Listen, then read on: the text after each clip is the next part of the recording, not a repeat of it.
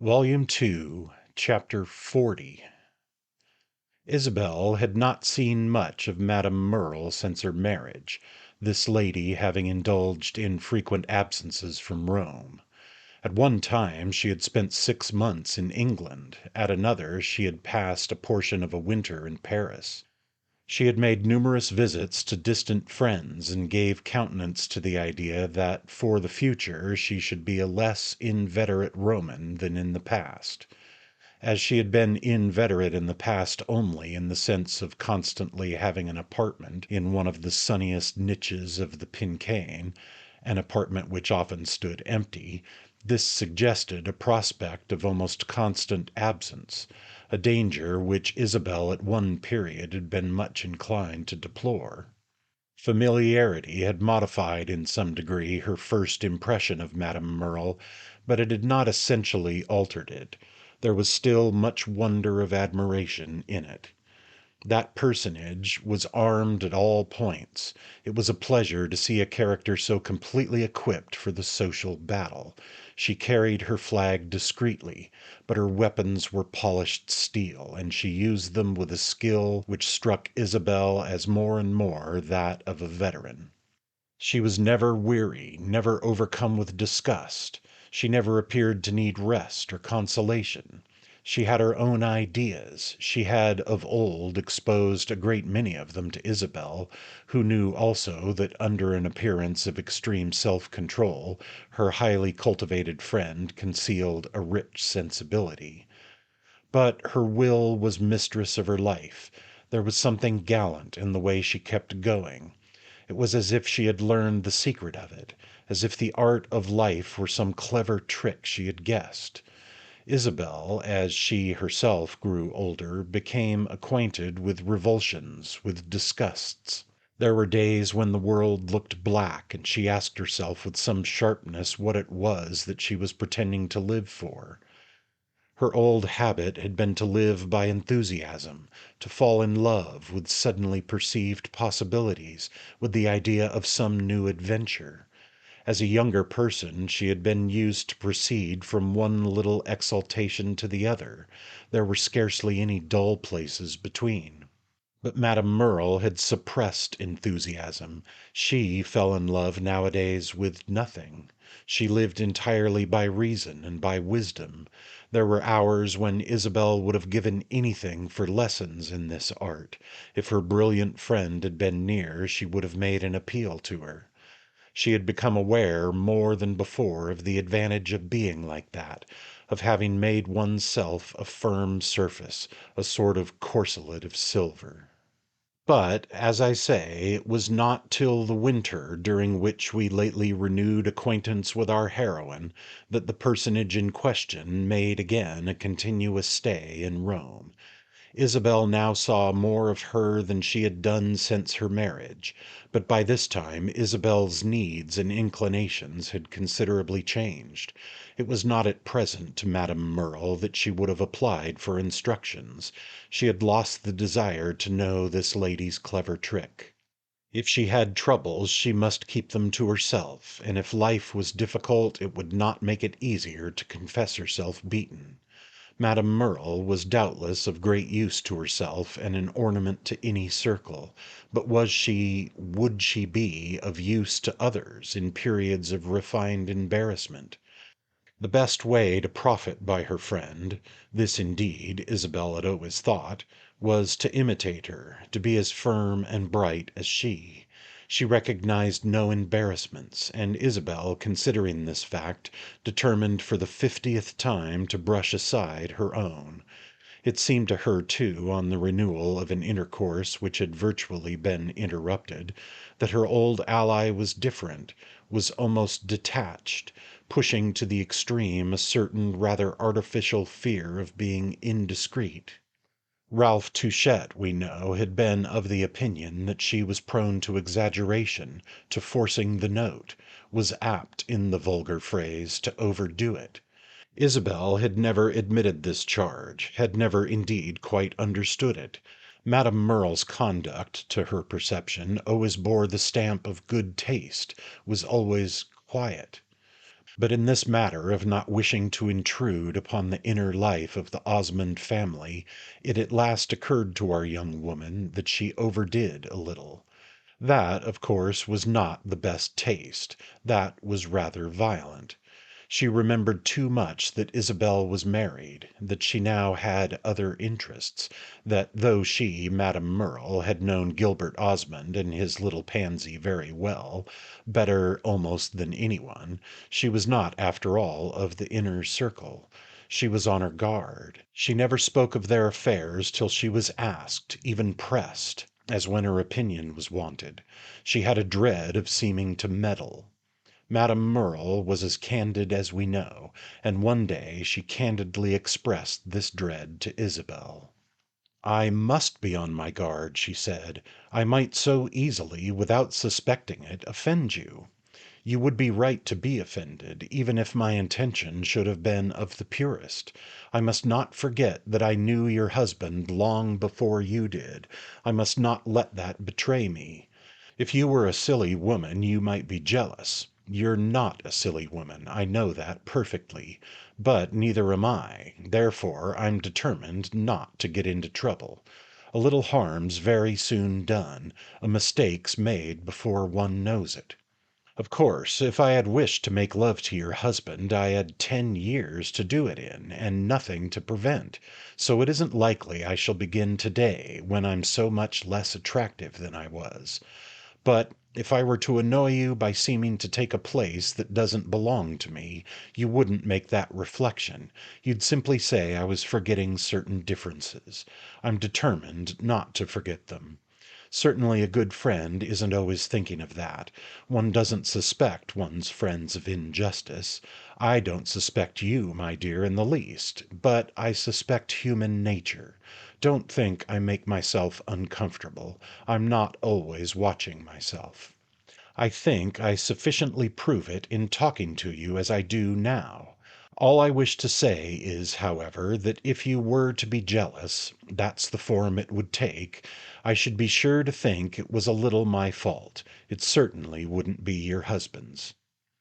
Isabel had had 3 years to think over Mrs. Touchette's theory that Madame Merle had made Gilbert Osmond's marriage. We know how she had at first received it. Madame Merle might have made Gilbert Osmond's marriage, but she certainly had not made Isabel Archer's. That was the work of Isabel scarcely knew what, of nature, providence, fortune, of the eternal mystery of things. It was true her aunt's complaint had been not so much of Madame Merle's activity as of her duplicity. She had brought about the strange event, and then she had denied her guilt. Such guilt would not have been great to Isabel's mind. She couldn't make a crime of Madame Merle's having been the producing cause of the most important friendship she had ever formed. This had occurred to her just before her marriage, after her little discussion with her aunt, and at a time when she was still capable of that large inward reference, the tone almost of the philosophic historian, to her scant young annals. If Madame Merle had desired her change of state, she could only say it had been a very happy thought. With her, moreover, she had been perfectly straightforward. She had never concealed her high opinion of Gilbert Osmond. After their union, Isabel discovered that her husband took a less convenient view of the matter. He seldom consented to finger in talk this roundest and smoothest bead of their social rosary. "Don't you like Madame Merle?" Isabel had once said to him. "She thinks a great deal of you." "I'll tell you once for all," Osmond had answered. "I liked her once better than I do today. I'm tired of her, and I'm rather ashamed of it. She's so almost unnaturally good. I'm glad she's not in Italy. It makes for relaxation, for a sort of moral détente. Don't talk of her too much. It seems to bring her back. She'll come back in plenty of time." Madame Merle, in fact, had come back before it was too late. Too late, I mean, to recover whatever advantage she might have lost. But meantime, if, as I have said, she was sensibly different, Isabel's feelings were also not quite the same. Her consciousness of the situation was as acute as of old, but it was much less satisfying. A dissatisfied mind, whatever else it may miss, is rarely in want of reasons. They bloom as thick as buttercups in June. The fact of Madame Merle's having had a hand in Gilbert Osmond's marriage ceased to be one of her titles to consideration. It might have been written, after all, that there was not so much to thank her for. As time went on, there was less and less, and Isabel once said to herself that perhaps without her these things would not have been. That reflection, indeed, was instantly stifled. She knew an immediate horror at having made it. "Whatever happens to me, let me not be unjust," she said. "Let me bear my burdens myself, and not shift them upon others."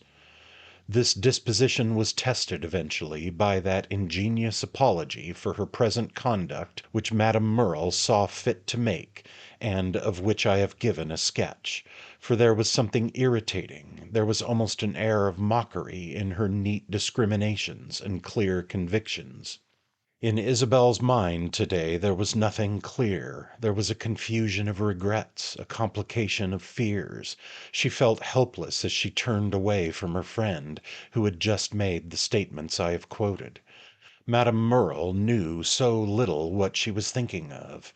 She was herself, moreover, so unable to explain. Jealous of her? Jealous of her with Gilbert? The idea just then suggested no near reality. She almost wished jealousy had been possible. It would have made, in a manner, for refreshment. Wasn't it, in a manner, one of the symptoms of happiness? Madame Merle, however, was wise, so wise that she might have been pretending to know Isabel better than Isabel knew herself. This young woman had always been fertile in resolutions, any of them of an elevated character, but at no period had they flourished in the privacy of her heart more richly than today. It is true that they all had a family likeness. They might have been summed up in the determination that if she was to be unhappy, it should not be by a fault of her own. Her poor winged spirit had always had a great desire to do its best, and it had not as yet been seriously discouraged. It wished, therefore, to hold fast to justice, not to pay itself by petty revenges. To associate Madame Merle with its disappointment would be a petty revenge, especially as the pleasure to be derived from that would be perfectly insincere. It might feed her sense of bitterness, but it would not loosen her bonds. It was impossible to pretend that she had not acted with her eyes open. If ever a girl was a free agent, she had been. A girl in love was doubtless not a free agent, but the sole source of her mistake had been within herself.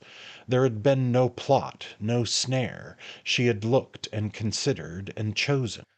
When a woman had made such a mistake, there was only one way to repair it, just immensely, oh, with the highest grandeur, to accept it. One folly was enough, especially when it was to last forever. A second one would not much set it off. In this vow of reticence there was a certain nobleness which kept Isabel going, but Madame Merle had been right for all that in taking her precautions. One day, about a month after Ralph Touchette's arrival in Rome, Isabel came back from a walk with Pansy. It was not only a part of her general determination to be just that she was at present very thankful for Pansy. It was also a part of her tenderness for things that were pure and weak. Pansy was dear to her, and there was nothing else in her life that had the rightness of the young creature's attachment or the sweetness of her own clearness about it. It was like a soft presence, like a small hand in her own. On Pansy's part it was more than an affection. It was a kind of ardent, cohesive faith. On her own side, her sense of the girl's dependence was more than a pleasure. It operated as a definite reason when motives threatened to fail her. She had said to herself that we must take our duty where we find it, and that we must look for it as much as possible. Pansy's sympathy was a direct admonition. It seemed to say that here was an opportunity, not eminent perhaps, but unmistakable. Yet an opportunity for what, Isabel could hardly have said. In general, to be more for the child than the child was able to be for herself. Isabel could have smiled in these days to remember that her little companion had once been ambiguous, for she now perceived that Pansy's ambiguities were simply her own grossness of vision. She had been unable to believe anyone could care so much, so extraordinarily much to please. But since then she had seen this delicate faculty in operation, and now she knew what to think of it. It was the whole creature, it was a sort of genius. Pansy had no pride to interfere with it, and though she was constantly extending her conquests, she took no credit for them. The two were constantly together. Mrs. Osmond was rarely seen without her stepdaughter. Isabel liked her company. It had the effect of one's carrying a nosegay composed all of the same flower. And then, not to neglect Pansy, not under any provocation to neglect her, this she had made an article of religion. The young girl had every appearance of being happier in Isabel's society than in that of anyone save her father, whom she admired with an intensity justified by the fact that, as paternity was an exquisite pleasure to Gilbert Osmond, he had always been luxuriously mild. Isabel knew how Pansy liked to be with her, and how she studied the means of pleasing her. She had decided that the best way of pleasing her was negative, and consisted in not giving her trouble, a conviction which certainly could have had no reference to trouble already existing. She was, therefore, ingeniously passive and almost imaginatively docile. She was careful even to moderate the eagerness with which she assented to Isabel's propositions, and which might have implied that she could have thought otherwise.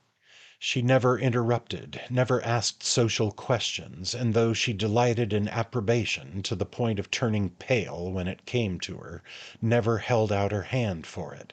She only looked toward it wistfully, an attitude which, as she grew older, made her eyes the prettiest in the world. When, during the second winter at Palazzo Roccanera, she began to go to parties, to dances, she always, at a reasonable hour, lest Mrs. Osmond should be tired, was the first to propose departure. Isabel appreciated the sacrifice of the late dances, for she knew her little companion had a passionate pleasure in this exercise, taking her steps to the music like a conscientious fairy. Society, moreover, had no drawbacks for her. She liked even the tiresome parts, the heat of ballrooms, the dullness of dinners, the crush at the door, the awkward waiting for the carriage. During the day in this vehicle, beside her stepmother, she sat in a small, fixed, appreciative posture, bending forward and faintly smiling, as if she had been taken to drive for the first time. On the day I speak of, they had been driven out of one of the gates of the city, and at the end of half an hour had left the carriage to await them by the roadside, while they walked away over the short grass of the Campagna, which even in the winter months is sprinkled with delicate flowers. This was almost a daily habit with Isabel, who was fond of a walk and had a swift length of step, though not so swift a one as on her first coming to Europe. It was not the form of exercise that Pansy loved best, but she liked it because she liked everything, and she moved with a shorter undulation beside her father's wife, who afterwards, on their return to Rome, paid a tribute to her preferences by making the circuit of the Pincian or the Villa Borghese. She had gathered a handful of flowers in a sunny hollow far from the walls of Rome, and on reaching Palazzo Roccanera she went straight to her room to put them into water. Isabel passed into the drawing room, the one she herself usually occupied, the second in order from the large antechamber which was entered from the staircase, and in which even Gilbert Osmond's rich devices had not been able to correct a look of rather grand nudity. Just beyond the threshold of the drawing room she stopped short, the reason for her doing so being that she had received an impression. The impression had, in strictness, nothing unprecedented, but she felt it as something new, and the soundlessness of her step gave her time to take in the scene before she interrupted it. Madame Merle was there in her bonnet, and Gilbert Osmond was talking to her. For a minute they were unaware she had come in. Isabel had often seen that before, certainly, but what she had not seen, or at least had not noticed, was that their colloquy had for the moment converted itself into a sort of familiar silence, from which she instantly perceived that her entrance would startle them. Madame Merle was standing on the rug, a little way from the fire. Osmond was in a deep chair, leaning back and looking at her.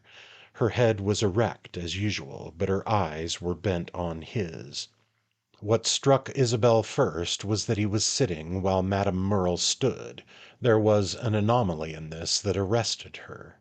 Then she perceived that they had arrived at a desultory pause in their exchange of ideas, and were musing face to face with the freedom of old friends who sometimes exchange ideas without uttering them. There was nothing to shock in this. They were old friends, in fact. But the thing made an image, lasting only a moment, like a sudden flicker of light. Their relative positions, their absorbed mutual gaze, struck her as something detected. But it was all over by the time she had fairly seen it. Madame Merle had seen her and had welcomed her without moving. Her husband, on the other hand, had instantly jumped up. He presently murmured something about wanting a walk, and, after having asked their visitor to excuse him, left the room. "I came to see you, thinking you would have come in, and as you hadn't, I waited for you," Madame Merle said. "Didn't he ask you to sit down?" Isabel asked with a smile. Madame Merle looked about her. "Ah, it's very true. I was going away. You must stay now." "Certainly. I came for a reason. I've something on my mind."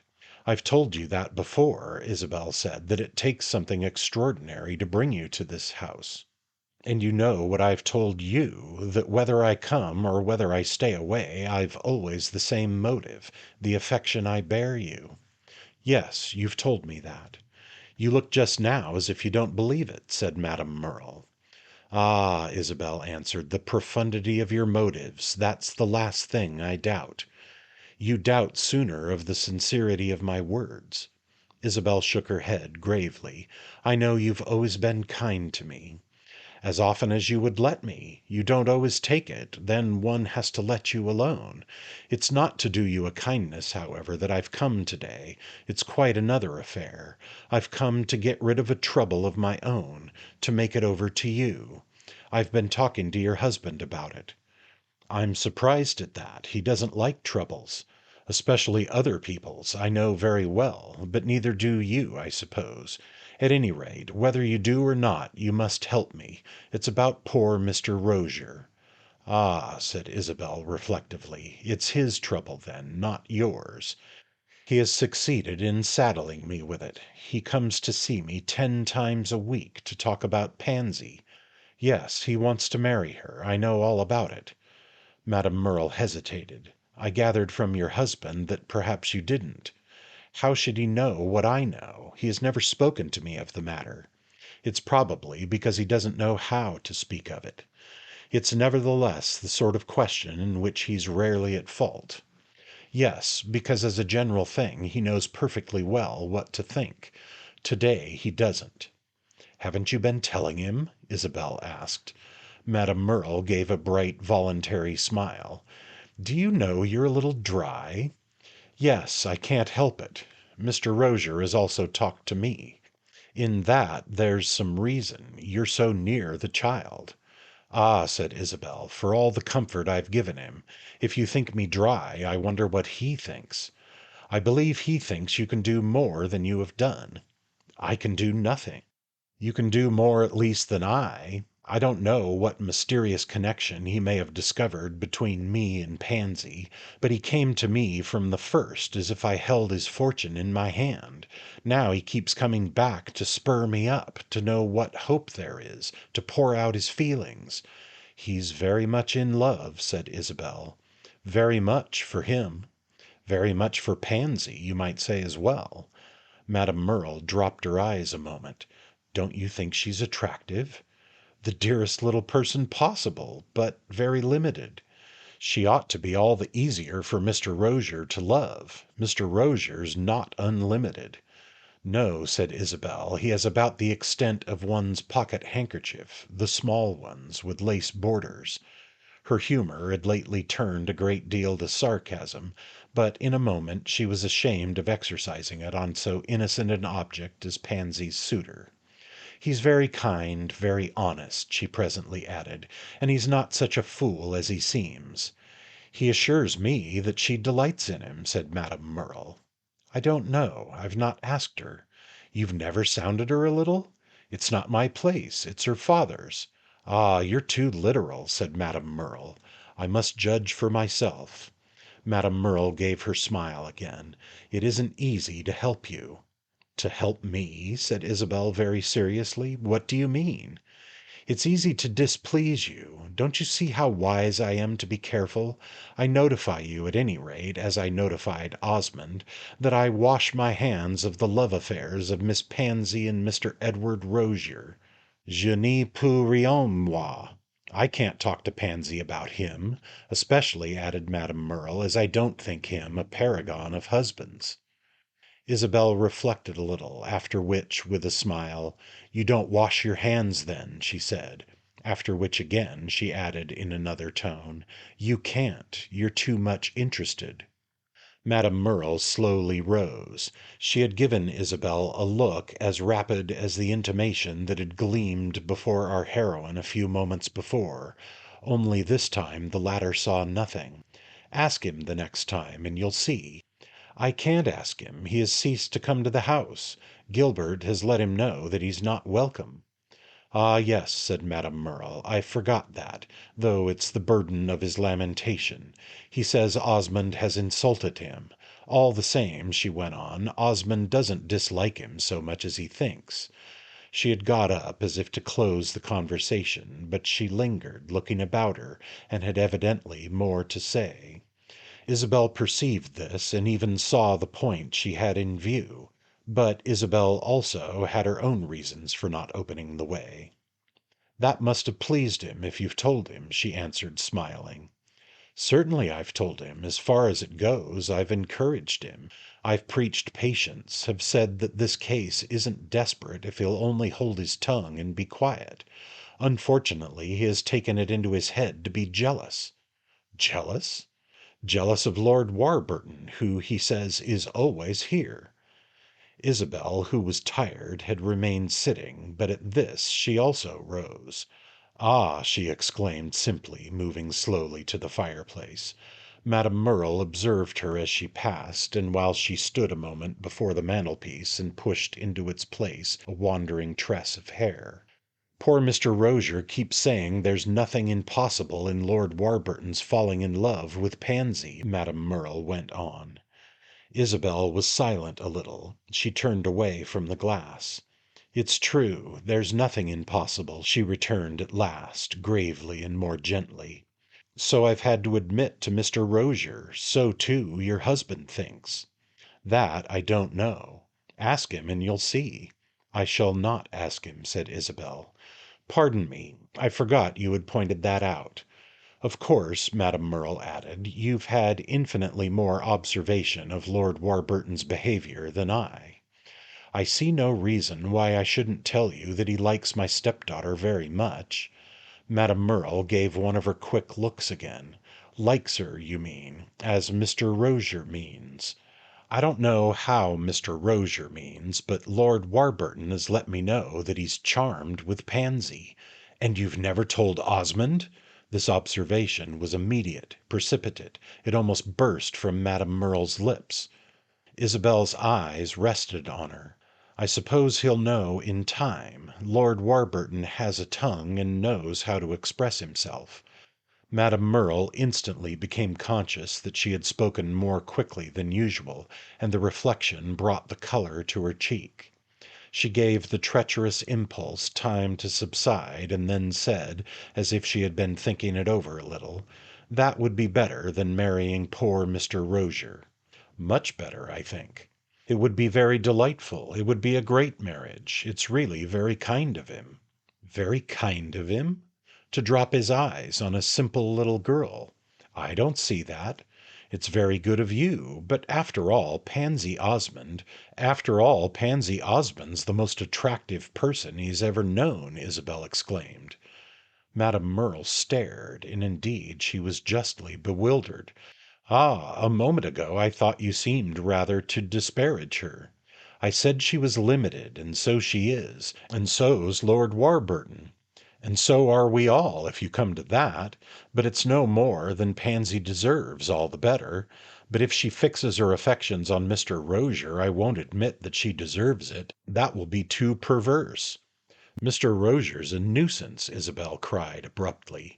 "I quite agree with you, and I'm delighted to know that I'm not expected to feed his flame. For the future, when he calls on me, my door shall be closed to him." And gathering her mantle together, Madame Merle prepared to depart.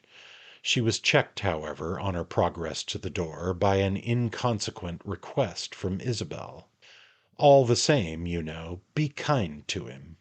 She lifted her shoulders and eyebrows and stood looking at her friend. "I don't understand your contradictions. Decidedly I shan't be kind to him, for it will be a false kindness. I want to see her married to Lord Warburton." "You would better wait till he asks her."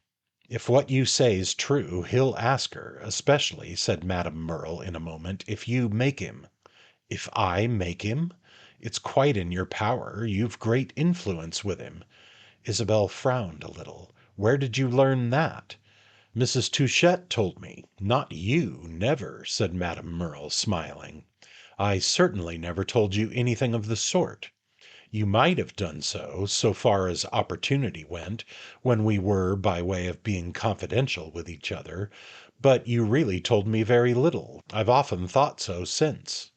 Isabel had thought so too, and sometimes with a certain satisfaction, but she didn't admit it now, perhaps because she wished not to appear to exult in it. "You seem to have had an excellent informant in my aunt," she simply returned. "She let me know you had declined an offer of marriage from Lord Warburton, because she was greatly vexed and was full of the subject. Of course, I think you've done better in doing as you did, but if you wouldn't marry Lord Warburton yourself, make him the reparation of helping him to marry someone else." Isabel listened to this with a face that persisted in not reflecting the bright expressiveness of Madame Merle's. But in a moment she said reasonably and gently enough, "I should be very glad indeed if, as regards Pansy, it could be arranged." Upon which her companion, who seemed to regard this as a speech of good omen, embraced her more tenderly than might have been expected, and triumphantly withdrew.